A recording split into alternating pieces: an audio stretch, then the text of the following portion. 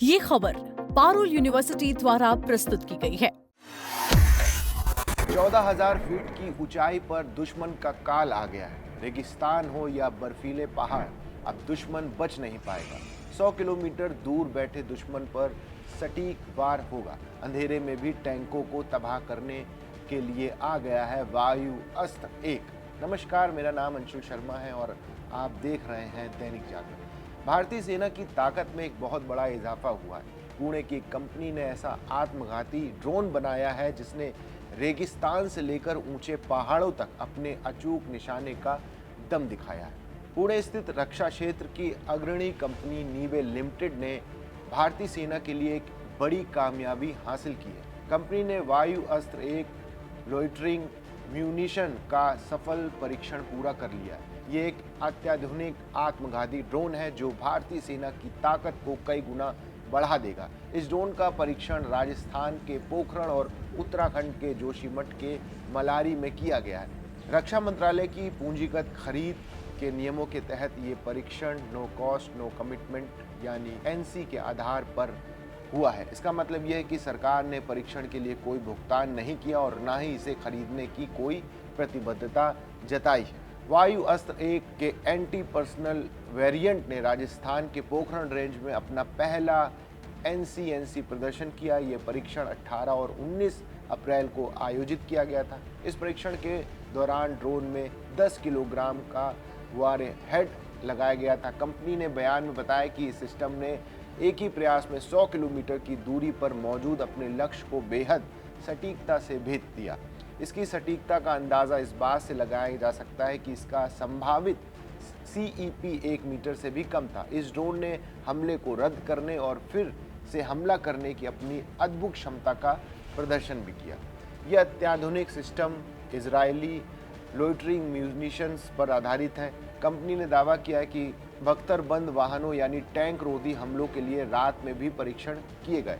रात्रिकालीन परीक्षणों के दौरान इस सिस्टम ने इंफ्रारेड यानी IR कैमरे का इस्तेमाल किया। कैमरे की मदद से ड्रोन ने रात के अंधेरे में भी लक्ष्यों को सफलतापूर्वक खोजा और निशाना बनाया।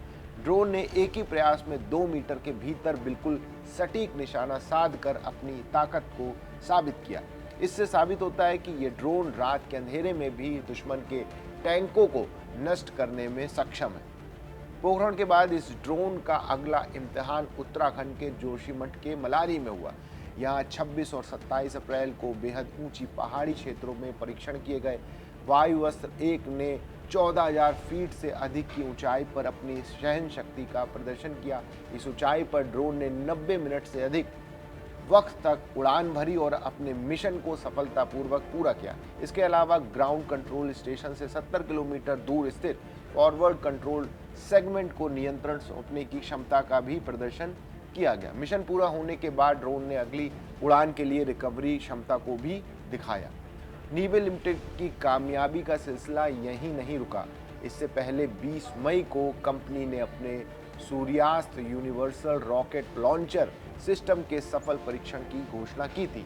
नीवे ग्रुप ने एक प्रेस विज्ञप्ति में बताया था कि 18 और 19 मई को ओडिशा के चांदीपुर में स्थित अंतरिम परीक्षण रेंज यानी ITR में लगातार परीक्षण किए गए। इन परीक्षणों में असाधारण सटीकता के साथ सभी मिशन उद्देश्यों को पूरा किया गया। ये सभी सफल परीक्षण भारतीय सेना की आपातकालीन खरीद विंडो के तहत जनवरी 2026 में कंपनी को मिले एक महत्वपूर्ण खरीद आदेश के बाद हुए। इस अनुबंध से सूर्यास्त यूनिवर्सल रॉकेट लॉन्चर के विकास और आपूर्ति में तेजी आई।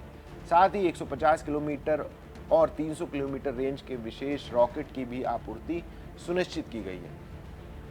तो ये थी वायु अस्त्र 1 और सूर्यास्त रॉकेट लॉन्चर के सफल परीक्षण की पूरी खबर, जिसने भारतीय सेना को और मजबूत बना दिया। रक्षा क्षेत्र में आत्मनिर्भर होते ही ये खबर आपको कैसी लगी, हमें कमेंट्स बॉक्स में ज़रूर बताइए। बाकी देश दुनिया की बाकी खबरों के लिए देखते रहिए दैनिक जागरण।